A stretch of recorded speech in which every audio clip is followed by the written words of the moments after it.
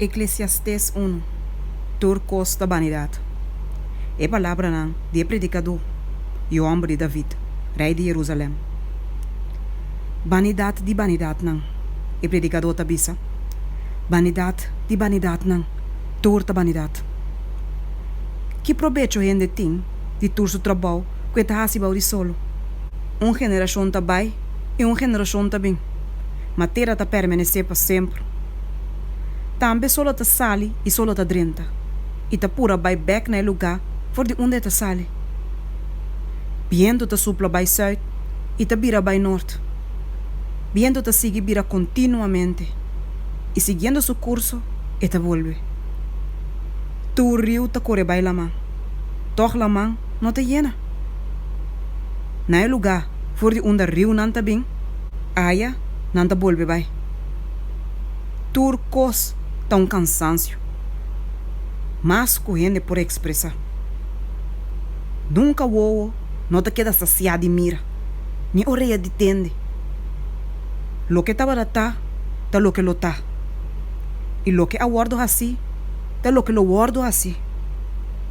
Assim, não tem nada novo para o solo.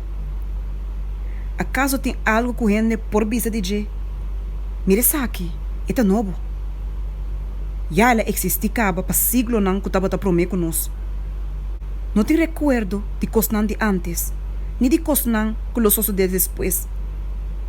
Lo não te recuerdo de não, cerca não que lo vim depois ainda. Sabedoria da significação. Ami, é predicador, estava a rei de Israel na Jerusalém.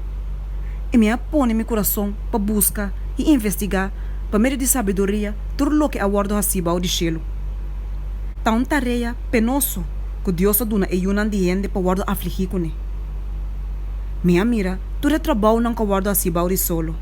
E ata, turta vanidade e corrimento traz de viento. Lo que tá trouxe, não por guardo a estreito. E lo que tá falta, não por guardo contar. Me avisa me mes. Mira, me cresce e a aumentar em sabedoria.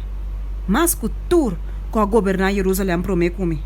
E meu coração a experienciar outra sabedoria e conhecimento. E me põe meu coração para conhecer sabedoria e para conhecer loucura e bobedade. Me realizar que essa aqui também está corrimento atrás de viento.